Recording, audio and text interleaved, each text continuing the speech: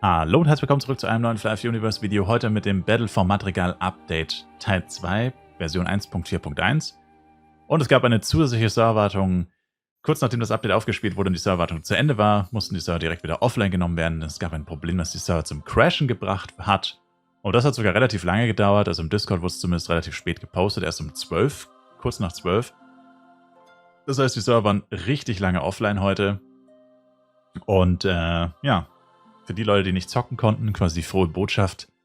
Man hat nicht allzu viel verpasst, weil die Leute, die daheim waren, konnten teilweise nicht spielen. Genau, also ich will nicht schadenfroh sein, ich sage nur irgendwo ausgleichende Gerechtigkeit vielleicht. Aber egal. Jedenfalls Battle for Madrigal Expansion schon wieder, wie gesagt. 1.4.0 hieß auch Battle for Madrigal. Wir sind immer noch per Battle for Madrigal. Nach wie vor bin ich ein bisschen enttäuscht davon, dass es halt nicht einfach als 1 released wurde. Oder nicht von vornherein angekündigt wurde, dass es 2 Teile geben wird. Weil das letzte Update ist halt legit erst einen Monat her. Das ist jetzt fast schon wieder für Fly-Verhältnisse zu schnell. Nicht, dass wir jetzt wieder 11 Monate warten müssen dann, aber wir wollen ja nicht negativ starten. Jedenfalls ist nicht sehr viel Neues hinzugekommen. Deswegen verzeiht es mir, wenn ich es teilweise ein bisschen runter rushe.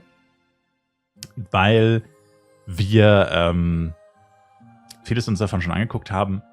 Denn das war ja schon eine Death Note enthalten und da ist nicht allzu viel komplett Neues hinzugekommen. Teilweise halt ein paar weitere Details und so, aber jetzt nichts, was irgendwie, keine Ahnung, so weltbewegend wäre. Deswegen werde ich es wieder ein bisschen runterrushen hier, weil sonst dauert es eine Stunde oder so, das Video. Also, auf jeden Fall haben wir das neue Lifestyle-Update und der erste Teil dieses Lifestyle-Updates ist das Sammeln. Man kann neue Tools kaufen beim Life Master Livy. Und zwar Gathering, also Herb Gathering, Kräuter sammeln, Woodcutting, Holzfällen, Mining, Bergbau and Fishing. Dafür braucht man Penya für diese Tools. Die gibt es in verschiedenen, seht ihr ja selber, in verschiedenen Kategorien, verschiedenen Stufen. Die haben eine Haltbarkeit und je seltener die Objekte, die ihr sammelt, sind, desto schneller wird diese Haltbarkeit konsumiert. Und die Haltbarkeit wird immer konsumiert, egal ob es klappt oder nicht. Also es kann auch fehlschlagen, quasi dieses Sammeln anscheinend. Und es ist egal, ob das klappt oder nicht. Also ihr verliert immer Haltbarkeit. Und man muss, bevor man diese Tools überhaupt benutzen kann, eine Quest machen oder Quests halt, um die freizuschalten. Genau, und das ist eigentlich schon das Erste. Herb Gathering, Mining and Woodcutting can all be performed all over Madrigal with herbs, ores and trees spawning randomly. Each region has a different distribution of the type of material that spawns similar to the pet berry plants. Also Kräuter sammeln, Bergbau und Holzfällen ist, wie ich vorhin, oder habe ich das schon gesagt? Auf jeden Fall, jetzt wurde hier das Beispiel genannt. Ihr könnt einfach in der Open World rumlaufen, ihr seht die Sachen, genau wie die Berry-Pflanzen, könnt es einfach mit eurem Tool einsammeln. Und je nachdem, wo ihr euch befindet, Flaris St. Morning Coral Island, seht ihr hier unten eine Auflistung. Da seht ihr quasi, was es gibt und in welcher Rarität es das gibt. Also zum Beispiel in Flaris ist Rare Ore, Very Rare. Und in Darkon 1 ist zum Beispiel nur Very Common. Finde ich auch cool, dass nicht alles High-Level-Zeug in High-Level-Gebieten ist und alles Low-Level-Zeug in Low-Level-Gebieten. Sondern sie haben es so ein bisschen gemixt, finde ich cool. Und ja, überall gibt es halt so ein bisschen was anderes quasi. Damit es sich auch lohnt, in verschiedene Regionen tatsächlich zu gucken. Dann gibt es hier noch so einen Hinweis. Daumenregel ist quasi, je größer die Region, desto mehr Sachen spawnen dort. Die verschiedenen Raritäten von Kräutern, Bäumen und Erzen, die überall gesammelt werden können, muss man quasi auch das richtige Tool ausrüsten, meine ich. Eine Sense, eine Axt, Pickaxe, whatever. These rarities are separated into 5 grades. Ordinary, Regular, das ist das, was wir oben schon gesehen haben.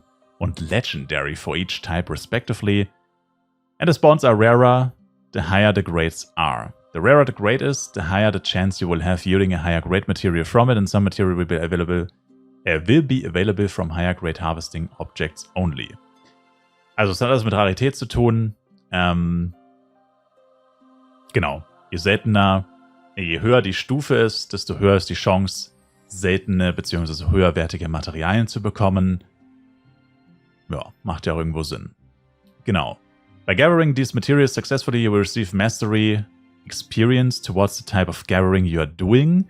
Also während man das macht, sammelt man permanent Fortschritt. Das heißt das ist das sogenannte Mastery Experience System. As your Mastery Points increase, so will your Success and Great Success Rates. Also je höher eure Stufe wird, je öfter ihr das macht, desto mehr Erfolg habt ihr. Und es gibt auch Great Success. You will gain more Mastery Points for harvesting rarer Grades as well. Und wenn ihr seltenere Sachen sammelt, dann bekommt ihr natürlich auch mehr Mastery-Punkte. Dann das Phishing-System, das haben wir uns eigentlich auch schon angeguckt, ist ein bisschen anderes System. Man kann es nämlich automatisch machen. Also so wie ich das verstehe, kann man das wohl komplett AFK machen. Oder man macht so ein Minigame, wo man die Chance erhöhen kann, dass man was erfolgreich fischt. Finde ich persönlich in meinen Augen, klingt das irgendwie dämlich, weil ich meine, wenn ich es AFK machen kann, könnte ich mich ja rein theoretisch mit 20 Chars AFK hinstellen. Warum soll ich dann aktiv das Minigame spielen? 20 Chars, die es AFK machen, kriegen ja wahrscheinlich mehr raus. Also, naja. Jedenfalls, das ist das Minigame und so sieht das aus, wenn man dieses AFK-Dingens gemacht hat. Da sieht man halt die Zeit, die man gefischt hat, wie viele Versuche man hatte und so weiter. Das kennen wir alle schon aus der Death Note, genau. Und da gibt es halt dann diese ganzen verschiedenen Fische mit verschiedenen Rarities, genau wie bei den anderen Materialien. Was macht man dann mit diesem ganzen Zeug, was man hier sammelt? Ist ja ganz schön viel, was man da machen kann. Das nennt sich jetzt Production. Diese ganzen Materialien, die man gesammelt hat, kann man benutzen, um neue Items zu erstellen. Es gibt 4 Typen der Produktion. Kochen, Alchemie, Carpentry, was ist das nochmal? Werken oder Handwerk. Smithing, Schmieden. In order to perform these actions, you need to learn the respective skill through quests given by Livy. Also auch diesen Skill muss man quasi erst lernen. Also den jeweiligen Skill. Und Stations for each type of production are located around Madrigal. Das sehen wir hier unten. Also wo kann man das machen? Das steht in dieser Liste hier quasi. Und so sieht das dann aus. Das hat dann auch so einen NPC-Tag. You can create ingredients which can be used in other productions or useful items which can be used directly, such as food, buff items, furniture, or even special accessories.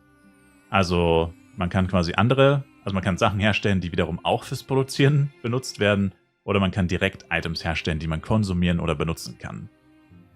Auch hier gibt es Mastery-Punkte, die man sammeln kann, die man bekommt, dafür, dass man irgendwas hergestellt hat. Auch wenn man irgendwas gefailt hat. Und dann gibt es noch Recipes, also Rezepte quasi oder Baupläne.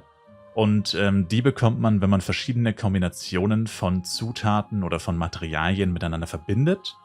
Und wenn man das einmal hier quasi erfolgreich sozusagen, once you try out a combination of items, there's a chance that the recipe will be partially revealed to you.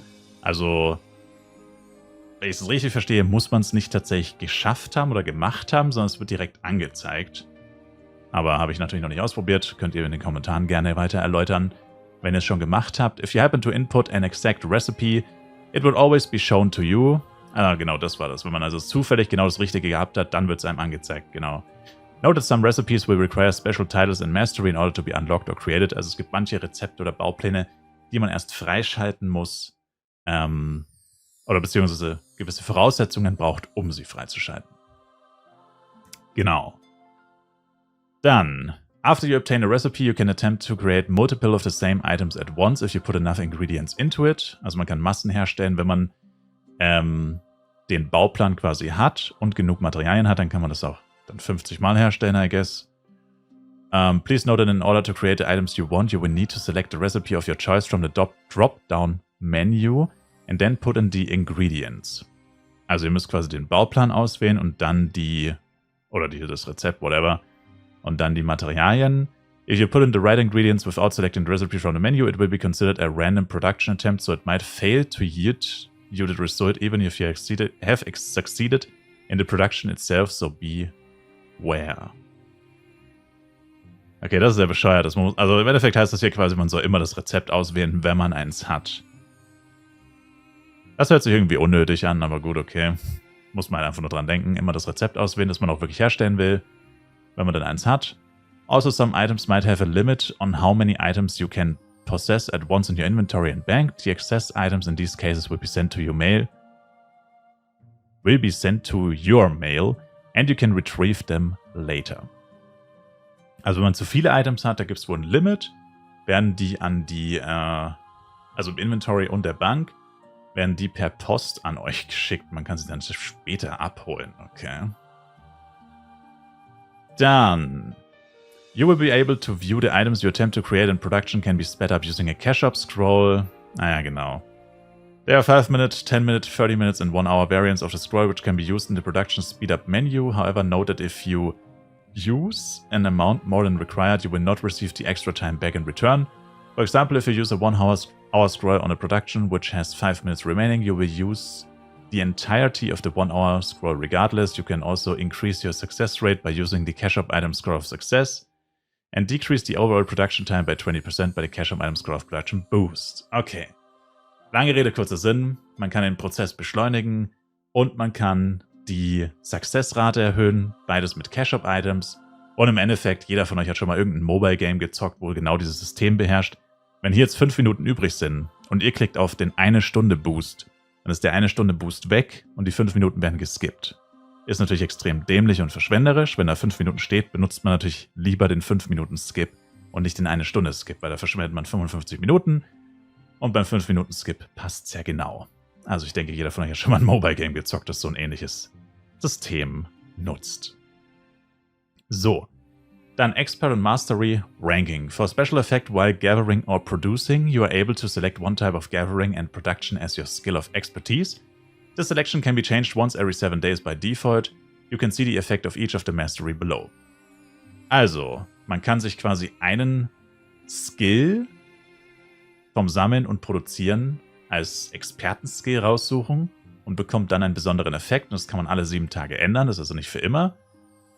Genau, ihr seht es ja eigentlich, also entweder 10% Great Success Rate, Large Fish Catching oder Earn Unbound Items for Great Success. Genau. Und, achso, genau, so sieht es aus, wenn ihr das als Mastery gechosen, also wenn ihr das ausgesucht habt, als eure spezielle Fähigkeit, dann ist das mit dem Flive-Stern versehen. Auch ganz cool. Furthermore, there is a weekly ranking of mastery points for all the competitive players out there. Jetzt wird's interessant. Die Ranks will be based on the cumulative mastery amount you have obtained and will reset every Monday. Also Wochenranking. Ranking within the top 5. Oh, das ist genau das, was ich befürchtet habe. In a week will reward you with a special title as well as Masters Chips rewards. These titles will be time limited to be used only within that week.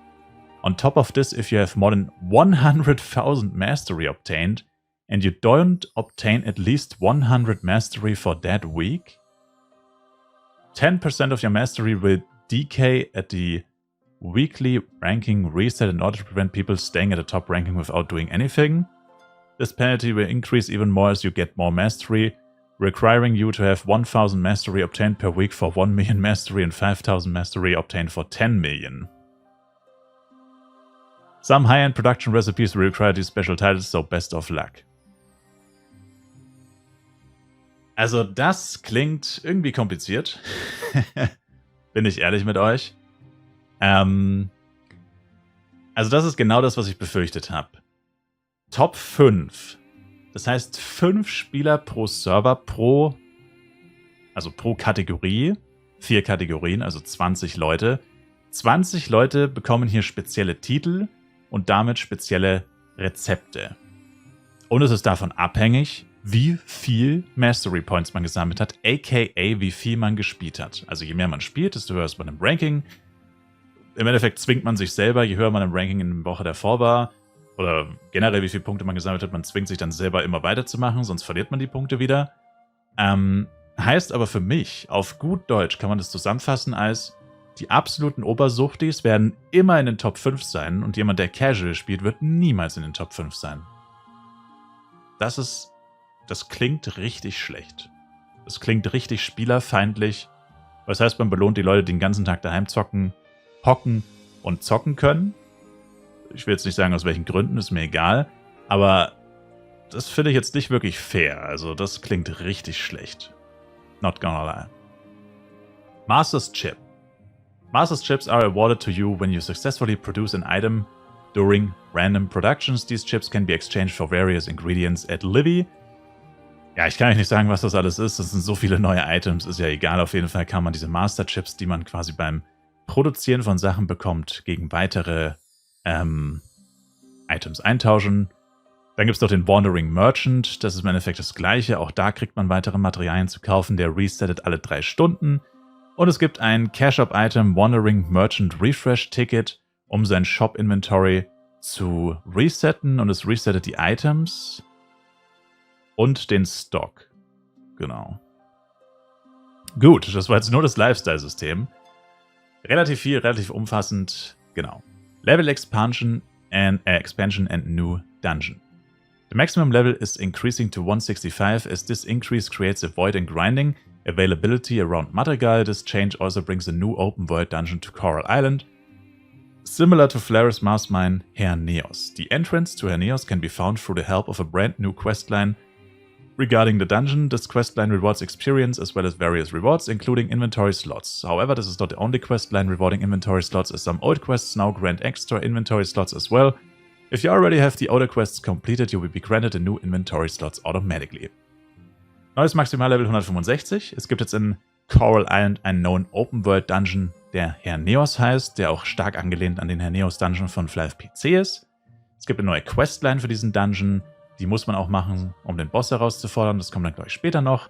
Die Questline gibt XP und andere Belohnungen sowie Inventarslots. Und es gibt alte Quests, die jetzt auch Inventarslots geben, die vorher keine Inventarslots gegeben habt. Wenn ihr die Quest schon erledigt habt, dann habt ihr die Inventarslots jetzt automatisch freigeschaltet. Wenn ihr sie noch nicht erledigt habt, dann müsst ihr es jetzt machen und könnt dort aber weitere Inventarslots freischalten. Genau. Dann haben wir den neuen Boss Shade Lieutenant Kriton, der das gleiche System nutzt wie Red Meteonica, denn er hat einen 1-Tages-Cooldown und es gibt ihn auf Easy, Medium und Hard. Und es ist ein Party- oder Solo-Dungeon, kein Gilden-Dungeon, also wie gesagt, wie Red Meteo. Der Dungeon-Ersteller, also der öffnet quasi, muss die Quest erledigt haben, The Final Battle for Herneos. Oder braucht die Quest halt. Und muss 160 sein. Man hat 30 Sekunden, um beizutreten und man muss ihn in 1 Stunde töten. Und dann braucht man hier unten noch irgendwelche Items. 10 x Dreadfin Tooth, 10 x Dread Scale Medaillon. Und ich glaube noch ein Item, weil man kann noch runterscrollen. Auf jeden Fall gibt es noch eine Eintrittsbeschränkung, abgesehen von der Questreihe und dem Level, nämlich diese Items. At the end of the questline, you will find an instance boss to defeat. This boss will drop the same drops from the cursed difficulty bosses, a brand new weapon skinline and more. Genau, und er droppt Herneswaffen. Habe ich schon nachgeschaut in Flyvipedia. Ja, das war vorhin das mit den Dingern. Wie heißt der? Kriton. Shade Lieutenant Kriton. Geben wir einfach ein. Achso, jetzt bin ich auf Englisch, ne? Cutlass, Coral Cutlass mit einer 0,01 bis 0,1% Chance, also deutlich besser als die Giants in Coral Island. Und dann können wir hier vielleicht noch Very Rare machen. Genau, Brilliant Amethyst ist hier dabei, Sunstone Powder ist 10, die ganzen Set-Teile. Genau, die neue Skin-Reihe ist die Oceanic Skin-Reihe. Die haben wir uns schon mal im Stream angeschaut. Die ist schon lange im Dingenskirchen, wie heißt es gleich nochmal? Umkleidekabine drin gewesen, genau. Wie gesagt, Unique-Items sind die Korall-Items. Ultimate droppt da nix. Genau, gibt es sonst noch irgendwas vielleicht? Ja, die Skins. Blessing of the Demon kommt auch noch. Das droppt der auch. Jetzt ist die Frage, welche Skins droppt der? Ne. Achso, ne, die Skins haben wir schon angeschaut. Ich bin so ein bisschen lost. Ja, das ist halt so, wenn man arbeiten muss, ne? Genau, okay. My bad, haben wir uns schon angeschaut. Also, ist ein ziemlich cooler Drop-Pool. Herneswaffen. Gut, die neuen Skins, ich persönlich finde es jetzt nicht so krass, aber Skins. Orichalcum, Brilliant Amethyst, wie gesagt, also eigentlich alles, was man auch in, wie es hier schon steht, wenn den Cursed Difficulty Bosses droppt. Also genau das, was wir uns erhofft hatten, würde ich sagen. Genau, zum Boss kann ich natürlich noch nichts sagen. Ich habe ihn offensichtlich noch nicht herausgefordert. Dann endlich das Shop Search Feature, was am Auktionshaus zwar am nächsten kommt. Das ist aber leider kein Auktionshaus, aber es ist zumindest das zweitbeste, was man haben kann, abgesehen von einem Auktionshaus. Genau. Haben wir uns auch schon angeguckt in der Death Note. Hier gibt es, glaube ich, auch keine wirklich neuen Infos. Man kann jetzt eben Shops nach einem spezifischen Item durchgucken, beziehungsweise alle Shops nach einem spezifischen Item durchsuchen. Genau, dann kann man die Shop-Location hier, wie man es hier sieht, Show Location, angucken. Und wenn man den Battle Pass hat, kann man sich sogar zu dem Shop teleportieren. Und man soll den Channel nochmal überprüfen. Hier ist der Channel, dieses kleine 1 oder welche Zahl auch immer da steht. Genau. Dann ja, kann man hier noch so ein Highlight-Item kaufen. Das ist eben dieses hier oben mit dem Advertise. Das kann man im Cash-Shop kaufen und seinen Shop quasi sozusagen promoten. Ja, finde ich ziemlich sinnlos. Ist, glaube ich, nicht wirklich erwähnenswert. Dann Additional Hero Quest. Sehr viel Text. We are expanding the Master Quest lineup with new hero quests for those hardcore players out there. New rewards await those who dare to complete this artist task.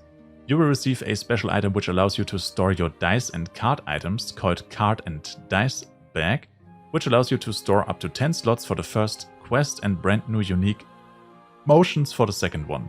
These motions are Meditation, Flip Jump 1, Lift O, Lift X, Lift Rock, Lift Paper, Lift Scissors, Dance 10, Dance 11. Once you complete the second quest, you will also receive a special costume, the Dark Dragon set. Oh, okay. On top of that, you will also receive special colored badges, zum Beispiel das blaue Hero Badge. The earlier Master Quests also have new special motion rewards for those who have already completed them. You get Dance 1, Dance 2 by default, Dance 3 for 70, bla bla bla bla, das muss ich jetzt nicht vorlesen, glaube ich. Genau, das Dragon Set ist das, es ist das OG, das allererste CS-Set mit Effekten oder das erste Set-Effekt-Set von Flyve PC, was richtig, richtig geil war, die Dragon Sets. Und zwar in schwarz, das Original ist blau, dann gibt es das noch in rot und seit neuestem auch in schwarz tatsächlich. Das gibt es noch gar nicht so lange bei Flyve PC in schwarz. Und jetzt haben wir es tatsächlich auch in Flyve Universe schon bekommen. Okay, das ist actually cool. Wann kriegt man das für die zweite Quest, ne? Das heißt wahrscheinlich, ich glaube, wie weit geht's? Das steht hier gar nicht, ne? Ich glaube, in der Death Note haben sie sogar gesagt, wie weit es geht. Ah, ne, das hat Frosty, glaube ich, im Discord gesagt, wie weit es geht. Na egal. Auf jeden Fall muss man dafür ordentlich grinden, wahrscheinlich. Aber es ist ein cooles CS-Set. Ja, dann etwas, was in der Death Note nicht enthalten war. Endlich. Leider ist es aber auch etwas, was mir persönlich gar nicht gut gefällt. Blessing of the Goddess. Sagt wahrscheinlich einigen Leuten was, einigen Leuten wahrscheinlich auch nicht. Blessing of the Goddess is now in Flyve Universe, but with new properties and variants. While you can purchase the Blessing of the Goddess item from the cash shop to enhance your costumes and cloaks, you can also obtain Blessing of the Demon, das war das, was wir vorhin beim Boss schon gesehen haben, was auch ziemlich häufig droppt, eigentlich bei jedem Boss fast garantiert, hat ultra die hohe Chance, dass es droppt, from in-game drops. Once you use a Blessing on an item once, you can use it again for one additional line of stats, giving you a maximum of 2 lines.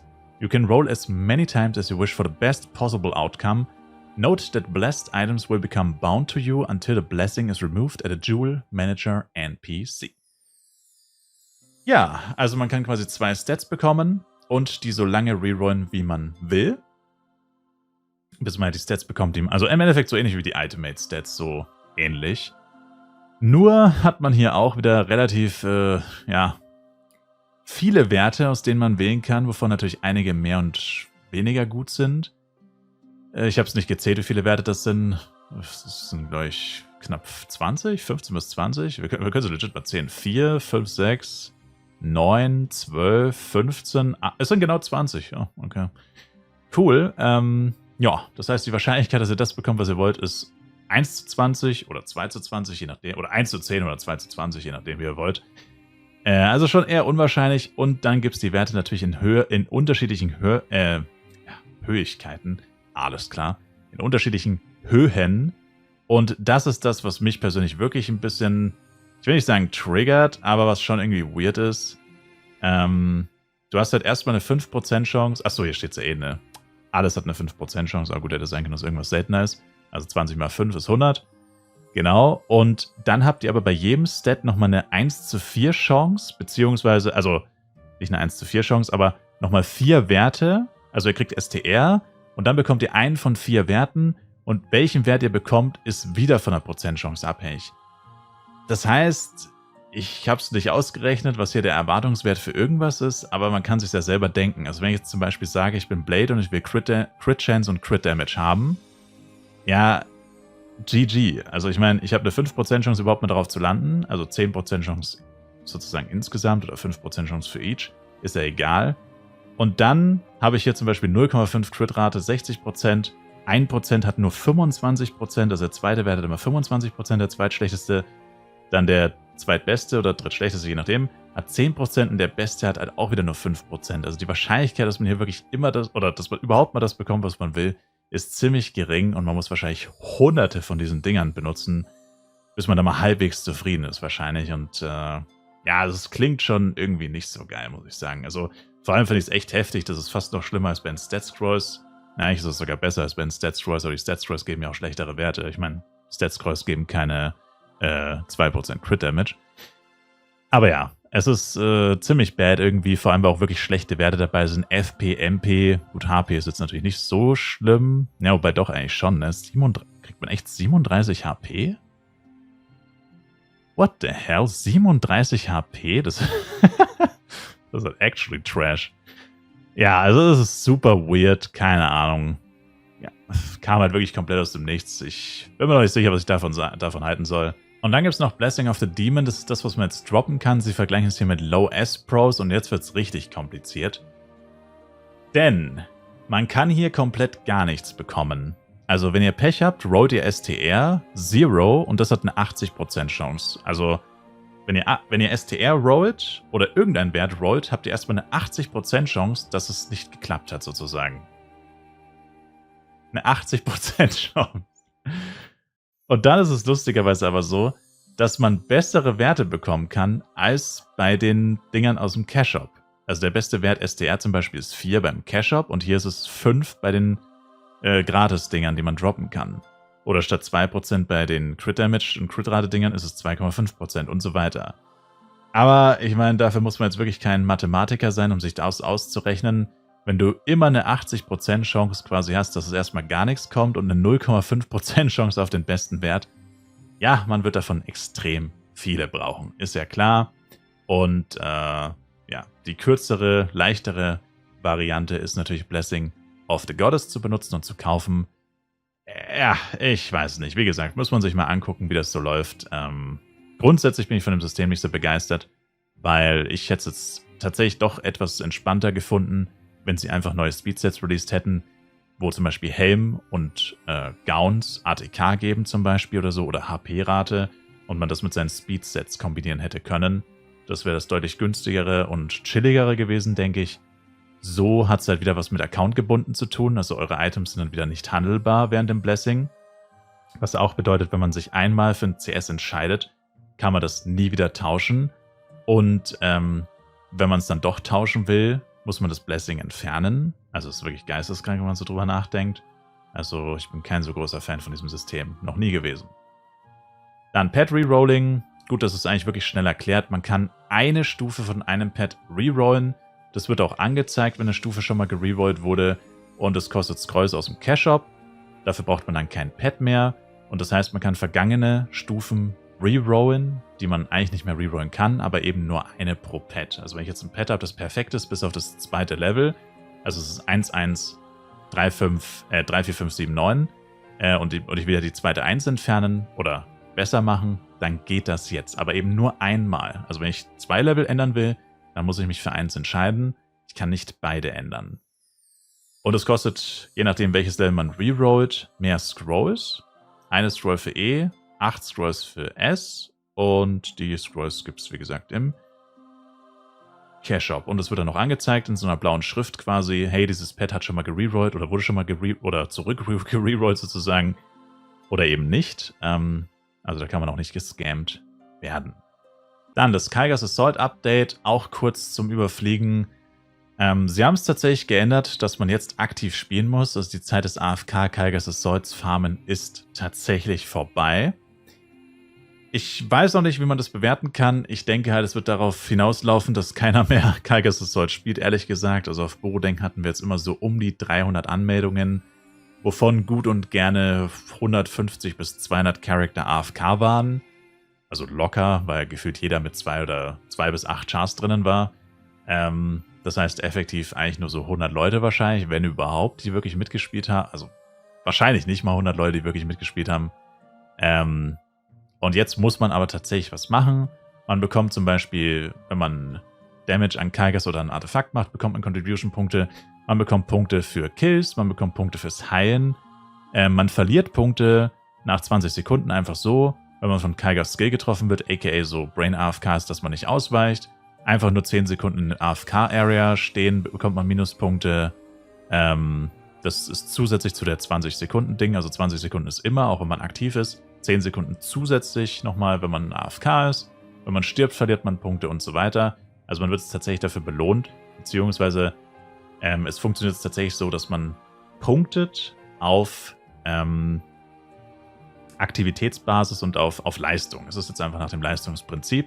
Und man braucht jetzt mindestens 30 Contribution, um hier irgendeine Belohnung zu kriegen. Ansonsten hat sich wenig geändert. Das Winning-Team kriegt 10 Punkte, das Losing-Team kriegt, glaube ich, gar nichts mehr. Genau. Und man braucht halt mindestens 30 Punkte. Also wenn man jetzt verliert, hat man vorher 5 Punkte bekommen und jetzt sind es nur noch 4 Punkte. Wenn man im Siegerteam ist und man hat die minimale Contribution, bekommt man jetzt 14 Punkte. Vorher waren es 15. Genau.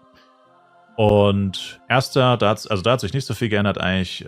Nur, dass man jetzt halt zum Beispiel, wenn man nicht erster, zweiter, dritter ist, aber trotzdem eine hohe Contribution hat, also zum Beispiel unentschieden hat, oder der dritte hat 80 Kills gehabt im jetzigen Kaigas Assault, der vierte hat 79 Kills gehabt, das heißt, man war ja eigentlich wirklich gleichwertig, oder man hat gleich viel gearbeitet sozusagen, es war wirklich nur ein minimaler Unterschied.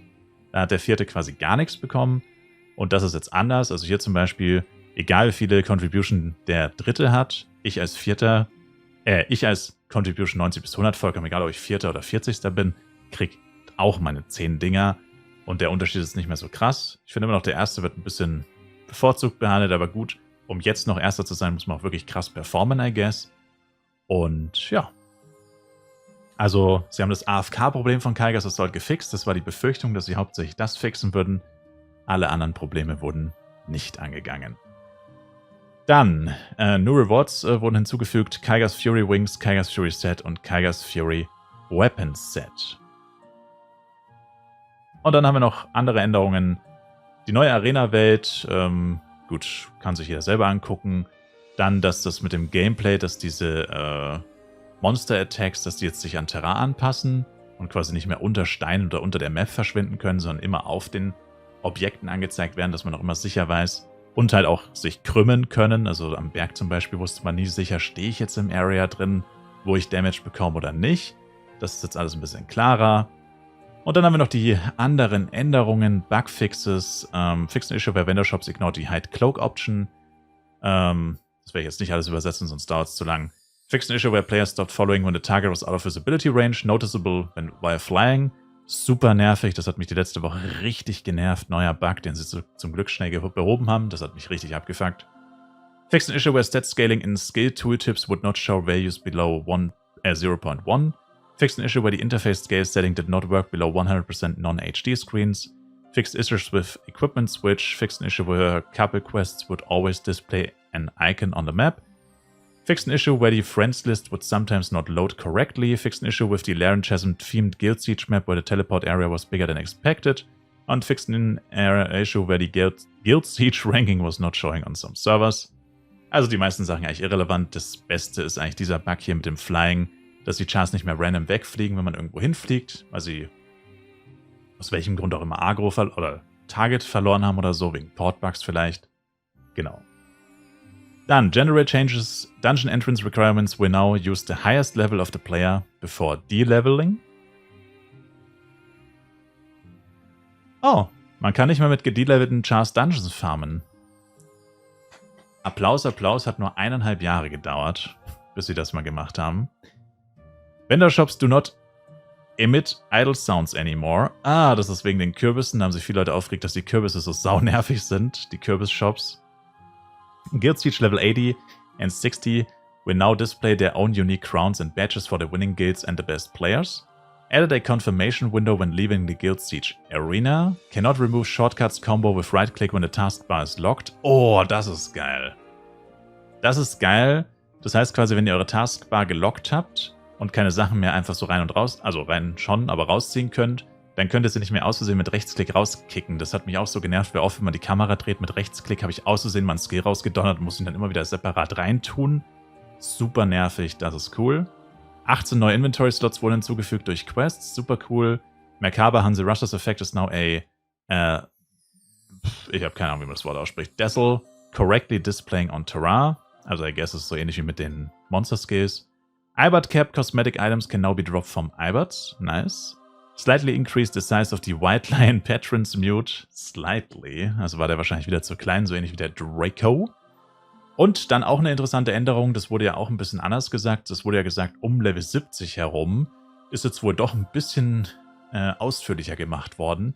Und zwar Monster Experience Values throughout Darkon between Level 70 and 117 have been moderately increased in order to smooth out the curve at these levels relative to the surrounding levels. Exact experience values can be found on the API. Weiß jetzt nicht, ob das irgendjemand getrackt hat, was es vorher war und was es nachher war. Oder ob man es noch nachschauen kann.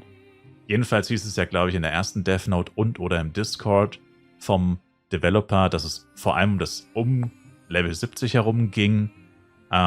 Wo ich mich auch ein bisschen gewundert habe, dass das ausgerechnet das Level ist, wo die meisten Leute quitten sollen. So wurde es, glaube ich, begründet.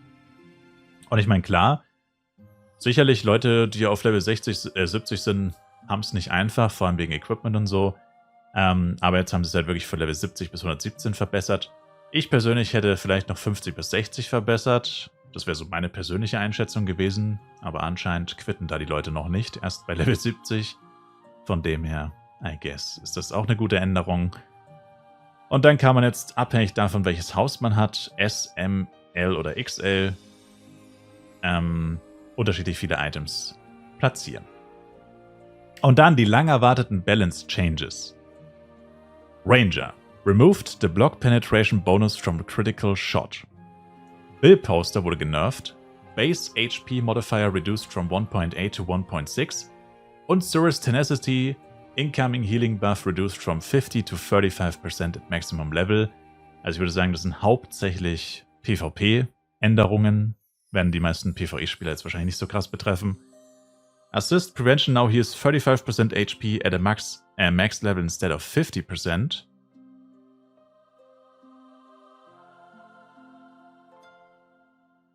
Okay, interessanten Pref Nerf. Das habe ich vorhin ehrlich gesagt übersehen. Jester's Blast Cooldown at maximum level reduced from 1 second to 0.6 second. Und Attack Speed Base Modifier increased from 82 to 87. Das heißt, Jester greift jetzt schneller an. Was im Endeffekt bedeuten sollte, dass er mehr DPS macht. Wie viel mehr, bleibt abzuwarten. Gibt dann vielleicht auch mal wieder ein neues DPS-Ranking. Also auch ein kleiner Jester-Buff. Running Entry's Cooldown now also resets if an enemy with the Running Entry debuff dies while it is active. No longer needing to be the killing blow. Da bin ich mir jetzt nicht hundertprozentig sicher. Also Running Entry Debuff. Achso, ja gut, okay. Also machst du Running Entry auf Monster, wenn du schnell genug tötest, dann wird es auch geresettet. Also ehrlich gesagt kann ich mir nicht vorstellen, dass das so viele Leute tatsächlich interessieren dürfte, weil an Orten, wo die Mobdichte gut genug ist, ich meine, ja, benutzt man Running Entry vielleicht auch mal, aber der Cooldown von Running Entry ist sowieso ziemlich kurz, also keine Ahnung. Und Blades will benefit from the auto attack change listed under the other section. Es gibt keine other section, by the way. Wieder ein Fehler in den Death Notes, das steht nämlich unter General. Psykeeper Spirit Bomb no longer requires full MP to deal maximum damage. Das heißt, Psykeeper ist nicht, 1v1 Psykeeper ist nicht mehr zwingend von Refresher Holds abhängig. Das wird bestimmt einige Leute freuen. Außerdem wurde Spirit Bomb im PvE verbessert und im PvP genervt. Jeweils um 0, Werte. Also nicht gigantisch, aber ja, ein bisschen stärker im PvE und ein bisschen schwächer im PvP. Und General reduced Skull of Holy's Cooldown from 4 seconds to 3.5 seconds. Also Skull of Holy hat einen geringeren Cooldown, 0,5 Sekunden. Und dann eben diese andere Änderung, die bei Blade dabei schon stand. Auto attacks now have slightly increased range for the attacks following the first animation in a loop. This range is reset back to normal once the target goes out of range or the loop goes back to the first animation.